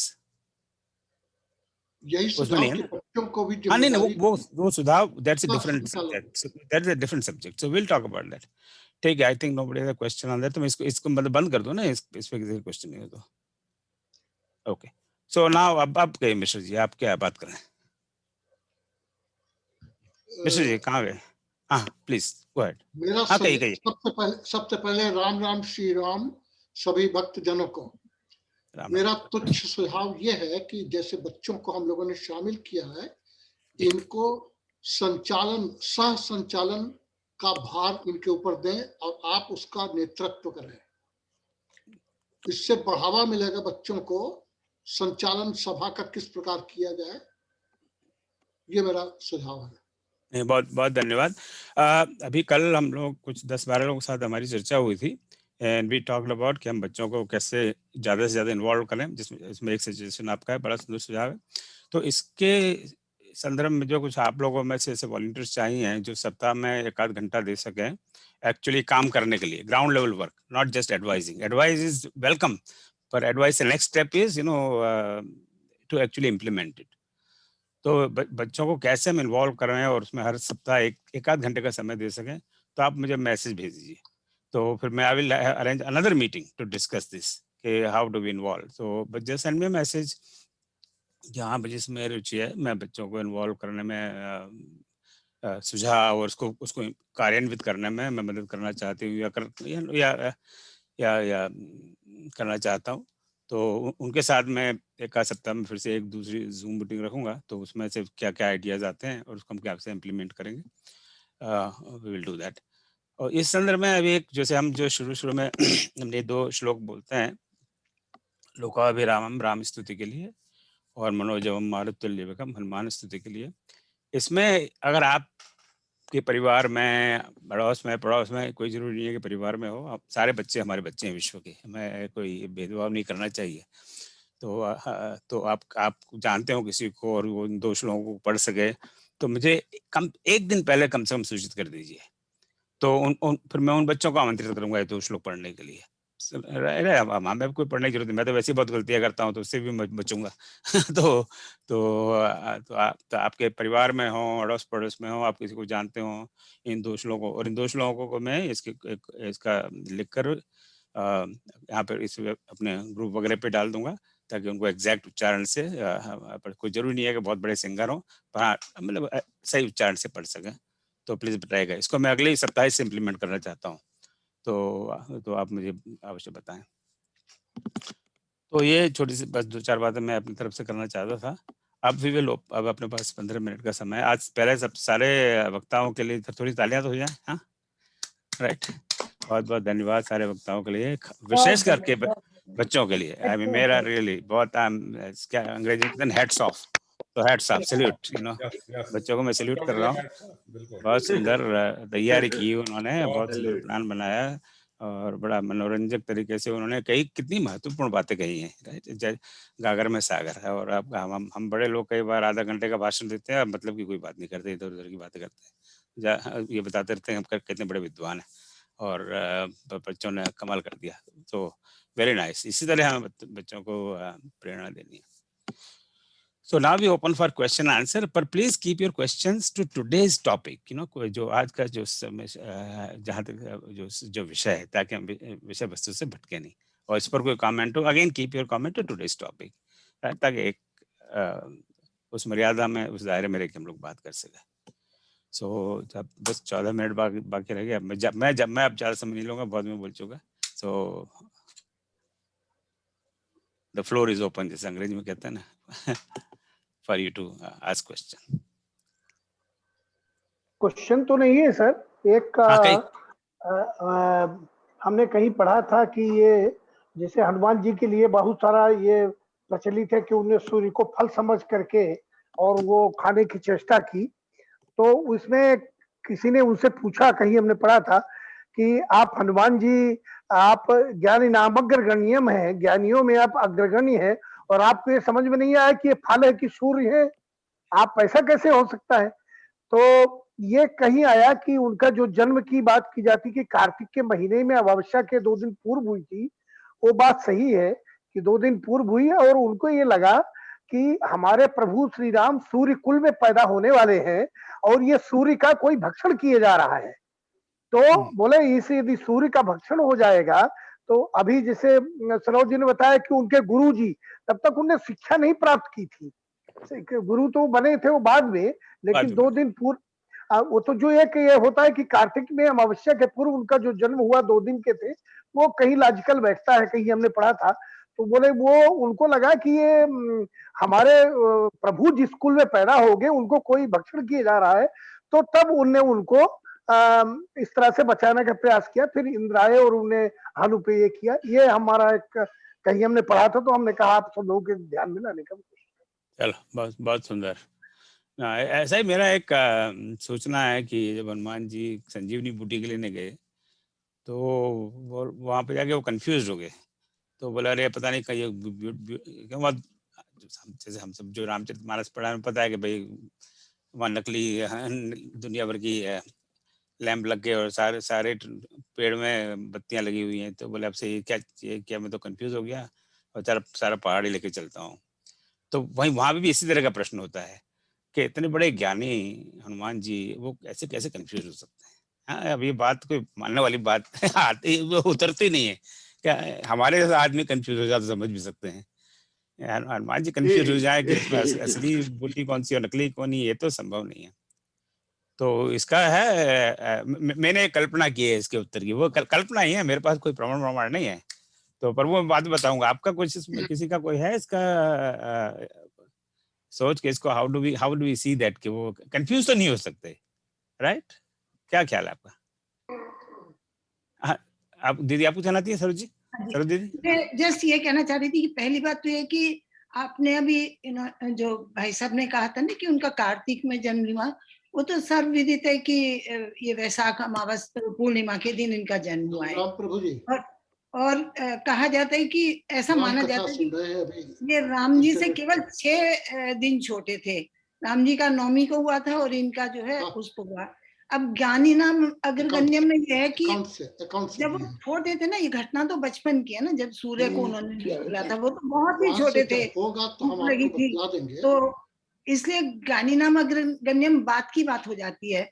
और तीसरी बात ये कि जैसा इनको बचपन में ऋषियों से शाप मिला था कि तुम भूलोगे और याद कराने पर तुमको याद आएगा, तो इसलिए ये बातें थोड़ी सी ऐसा लगता है कि इनके बारे में सार्थक सी हो रही हैं। बाकी तो इनकी बुद्धि का और ज्ञान का कमाल है ही है। मिश्र जी जरा म्यूट कर लें अपने आपके फोन पे, सारी बात हम लोग सुन रहे हैं। कृति राम क्या नाम? डॉक्टर प्रयाग नारायण मिश्र जी, आपकी फोन की बातें हम लोग सब सुन रहे हैं। व्यास पर वो आपकी बात नहीं सुन रहे। जी जी हाँ यही तो है,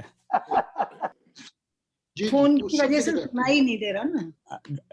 doctor Mishra ji please turn off. उसको बहुत अच्छा लगा, बहुत अच्छा। ओके कई बार पता नहीं लगता ना कि हम करना भूल। Thank you. ओके चलिए। So anybody have any thought on this question जो मैंने पोज किया था कि वो वहाँ पे हनुमान जी क्या कंफ्यूज हुए? ऐसा तो हो नहीं सकता। तो फिर सारा मैं कर सकता हूँ ओम जी, मैं बोल सकता हूँ। आपसे पहले स्मिता भाभी जी कहा था, तो स्मिता जी आप भाभी जी कहिए, आप फिर मैं बताता हूँ मलिक जी आपको। हाँ नमस्ते। मुझे लगा कि हनुमान जी संजीवनी बूटी तो लेने के लिए निकले हैं, परंतु उनको लगा कि शायद बाद में और कुछ भी जरूरत पड़ जाए तो पूरा का पूरा मेडिकल स्टोर लेके ही चलता हूँ मैं। हाँ वेरी गुड, ये बहुत अच्छे सोचे हैं। बाद में बोले अरे तो बहुत अच्छी बात है। ये पैरासिटामोल का प्रिस्क्रिप्शन लिखा था पर अब तो मुझे वो एमोक्सोलिन भी चाहिए, अब दोबारा जा, तो ये चक्कर नहीं हो तो पूरा medical store. Very very very thinking. हाँ आप क्या कह रही हैं मधु जी? वेरी हाँ गुड आंसर। मलिक जी, मलिक जी। हाँ मैंने जिस पर देखा है कि उनको कहा गया था कि संजीवनी के नीचे में दीप जल रहा है, तो किसी मायावी ने हर एक पौधे के नीचे में दीप जला दिया था, तो इसीलिए वो देखा कि सारे जो बूटियां थी सब में दीप जल रही हैं, तो कौन लाऊं, इसीलिए वो सारा उठा के ले आए। ये भी एक कहानी। नहीं वो तो हमें पता ही है कि पर हनुमान जी को तो पता। अब हमारे वो काम तो हम और आप कर सकते हैं कि हमें लग रहा है सारे एक से लग रहे हैं तो ले जाओ पूरे को, पर अब तो हम और हनुमान जी में फर्क ही क्या हुआ? दीप जल रहा था हर एक के नीचे कि में, असली तो ये है, बाकी सब नकली दीप है और सब बाकी सारा काम का डुप्लीकेट है। असली तो यही दीप है। जी आप ठीक कह रहे हैं। बाकी सब तो डुप्लीकेट, बाकी सारा तो डुप्लीकेट माल है, राइट। अब आजकल देखिए ना, हालांकि बड़ी दुखद बात कहने वाली है कि भारतवर्ष में इतना बड़ा कोरोना का कोप है, जो रेमडेसिविर के इंजेक्शन मुझे अभी बताया है कि 25-25 हजार में मिल रहे हैं, राइट, और उसमें नकली लोग बेच रहे हैं। तो अब वो तो अब हमें असली नकली की पहचान नहीं है, तो आप 25,000 दिए, नकली लिया है आपने, दे दिया अपने भाई को, घर में बहन को, जिसको भी हुआ है, राइट। अब वो तो अब हमें अनभिज्ञ हैं। अब कोई बड़ा जानकार आदमी हो तो वो तो नकली जी।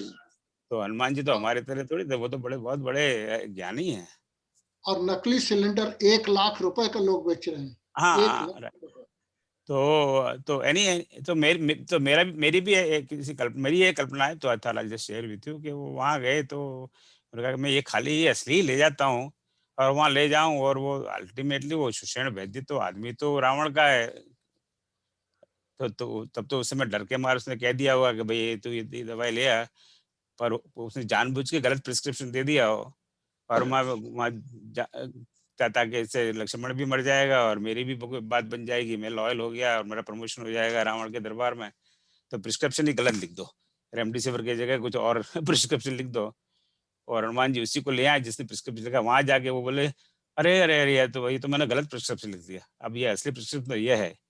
तो ऐसे भ्रम में मत पड़ो, अपना पूरा पेड़ ले चलो ताकि उसके पास ये बहाना ना रहे।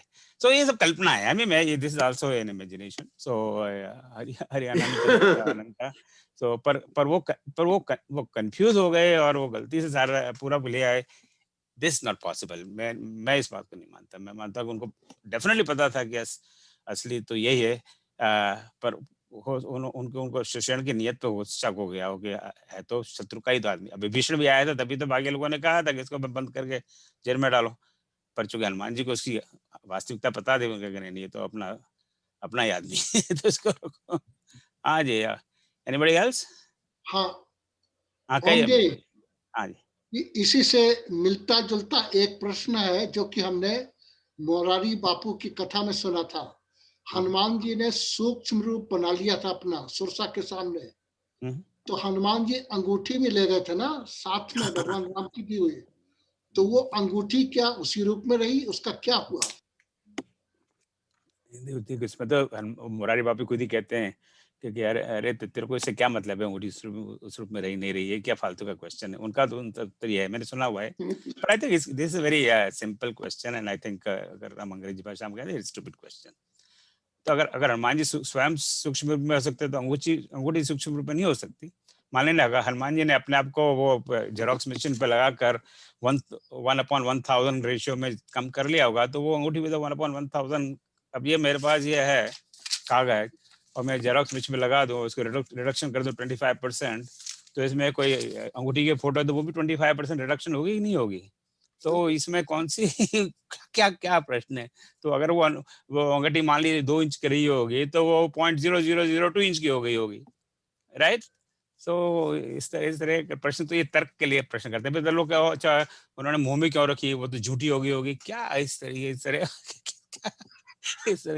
के प्रश्नों का राजेश भाई बाबू कहते हैं तेरे को वो झूठी हो गई और सच्ची से तेरे को क्या मतलब है, क्या फालतू के क्वेश्चन है। तो चलिए I don't think there are any more questions and टिप्पणी, तो आज का कार्यक्रम यहीं समाप्त करते हैं। अनलेस एक प्रश्न बीच में आया, सॉरी कहीं खत्म कर रहे हैं। नहीं कहीं वी हैव 4 मिनट्स। कि एक विद्वान ने बताया कि सीता राम के पुत्र थे। एक दूसरे विद्वान ने बताया कि दशरथ के पुत्र थे, वो पैदा हुए थे दशरथ के उखीर से। तो ये कंफ्यूजन है इसमें। मेरा व्यक्तिगत विचार है ये, वो कैसे अभी आप कई विद्वानों ने इस बारे में बात की कि वो कैसे वो जन्मे और क्या हुआ। They are all interesting stories, but frankly speaking, they're not useful. They're not useful. They don't help us. अब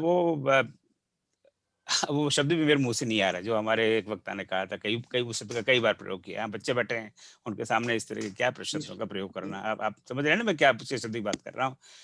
तो वो जी बताया मैंने इस पर अपने प्रवचन लेक्चर में भी अब देखिए, अब हमें हनुमान जी क्या थे और किस रूप में हम जानते हैं, उससे हमें मतलब है।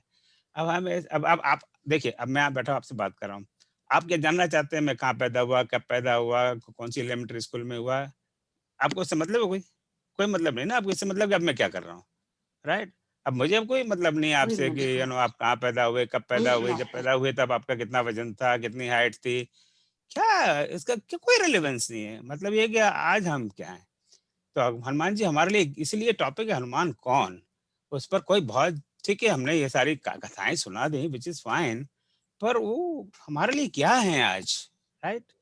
वो आज इस संकट काल में आज हनुमान जी को हम का आह्वान कैसे कर सकते हैं? अब वहाँ दशरथ के पुत्र, अब सीता जी के बारे में बातें होंगी तो बोलेंगे अच्छा वो तो रावण की पुत्री थी, ऐसी एक सारी कथाएं।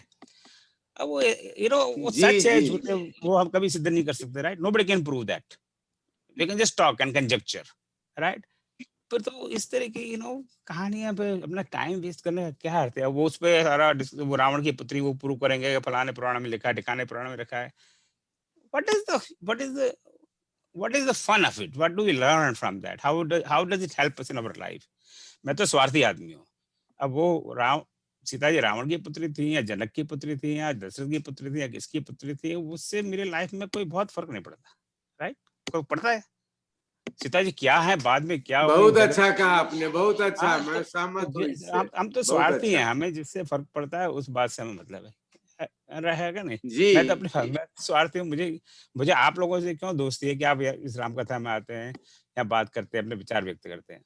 मुझे इससे क्या मतलब है आप कहाँ जॉब करते हैं और आपको कितनी तनख्वाह मिलती है और और आपके कितने रिश्तेदार हैं, मुझे इससे कोई फर्क नहीं पड़ता। आप उनको प्रेरित करें राम कथा में तो मुझे बड़ा आनंद आएगा, राइट? आई एम सॉरी, मैं बहुत लंबी चौड़ी बात कर रहा है। चौबे जी कुछ कहना चाहते हैं? मैं क्षमा चाहता हूँ, सॉरी मैंने आपको ऐसी बात कर दी हो जैसे आपको। मैं सिर्फ आपकी बातों को सिर्फ दोहराऊंगा। हाँ चौबे जी कहिए। सिर्फ मेरा इतना सा निवेदन है कि एक तो ये संस्था विदेश से चल रही है, नंबर एक, और नंबर दूसरा सब विद्वान लोग बैठे हुए हैं। मेरा सिर्फ इतना ही निवेदन है कि जो गुप्ता जी ने कहा वो कि क्यों हम खोदें इन सब चीजों को। जो ज्ञान प्राप्त हो सकता है वो ही अगर चर्चाएं हों तो मैं सोचता हूँ ज्यादा इस मंच का लाभ ले पाएंगे। क्योंकि देखिए प्रत्यक्ष अप्रत्यक्ष रूप से वो बच्चे भी सुन रहे हैं जो इन कहानियों से हेट करते हैं, और यदि वही कहानियां हमारे इस मंच से आएंगी तो इसका गलत प्रभाव जाएगा। हम नहीं कह रहे कि वो गलत है या सही, मगर उसकी चर्चा से बचें, मेरा सिर्फ इतना निवेदन है। बिल्कुल नहीं बिल्कुल। तो हमें वही उन्हीं चीजों से पॉजिटिव बात करें और हमें इस तरह की बातें नहीं, मेरा मानना है इस तरह की बातें नहीं करनी है सिर्फ ये बताने के लिए कि मैं कोई बहुत ज्यादा विद्वान हूँ, मेरे जैसे ये बहुत आता है। हमें तो कई लोग याद है वो पहले प्रश्न पूछेंगे कि अच्छा वक्ता से पूछेंगे, अच्छा आपसे मेरा एक प्रश्न है, फिर वो प्रश्न पूछेंगे तो वक्ता आपको तो उत्तर देगा, फिर वो नहीं मैं आपके मत से सहमत नहीं हूँ, इस प्रश्न का उत्तर ये है। अगर आपको पता है इसका प्रश्न का उत्तर ये तो आप पूछ क्यों रहे हैं, राइट? वो सिर्फ आप इसलिए पूछ रहे हैं कि आप बताना चाहते हैं कि आप इतने बड़े विद्वान है और आपको पता है और तुझे पता नहीं, तू बेवकूफ है। So this is a very negative way of doing things, right? So जब वक्ता अपनी योग्यता क्षमता के साथ वो बोल रहा है, हो सकता है वो आपके ऐसा विद्वान नहीं हो, कोई जरूरी नहीं है। हम कोई किसी का टेस्ट नहीं लेते, जब मन के भाव से आता है आए और अपने विचार प्रकट करे, ठीक है? अगर वो लगता है कि आपके स्टैंडर्ड का नहीं है और उसने फालतू में आपके टाइम वेस्ट किए तो आप मुझे एक प्राइवेट मैसेज भेज दिए कि इसने आपको क्यों बुलाया, ये बड़ा बेवकूफ आदमी था, इसको कुछ आता जाता नहीं है। तो उसको सबके सामने जलील मत करिए, राइट? प्रश्न पूछिए, फिर वो उत्तर देगा, फिर कहिए कि देखिए तेरे को तो आता ही नहीं है, असली उत्तर ये है। That is I think it's a very wrong thing to do, right? So चलिए, आई एम वेरी सॉरी, अब बस इस पे रुकते हैं। अगले अगले अगले अगले सप्ताह भगवान परशुराम राम जी ने चाहा तो राम की इच्छा से दुनिया बड़ी जल्दी जल्दी बदल रही है, तो राम जी ने चाहा तो अगले सप्ताह हम सब मिलेंगे। और भगवान परशुराम जिनके बारे में जनरली हमें तो बड़े नेगेटिव फीलिंग्स हैं, भगवान परशुराम के बारे में बड़े क्रोधी आदमी हैं और वहाँ के हल्ला मचा दिया और विघ्न डाल दिया वगैरह वगैरह, पर ऐसी बात नहीं है। तो वो हम परशुराम जी के हाथ में फरसा रहता है, सोच समझ के बात करिएगा। हाँ वही तो बिल्कुल राइट। वो राम जी की तरह नहीं है कि आपको करुणानिधान क्षमा कर देंगे। सर हम तो इसी में खुश हो जाते हैं कि हमारे वंशज में भी किसी ने फरसा तो उठाया था। ओम सर्वेषां स्वस्तिर्भवतु, सर्वेषां शान्तिर्भवतु, सर्वेषां पूर्णं भवतु, सर्वेषां मंगलं भवतु। ओम असतो मा सद्गमय, तमसो मा ज्योतिर्गमय, मृत्योर्मामृतगमय। ओम शांति शांति शांति।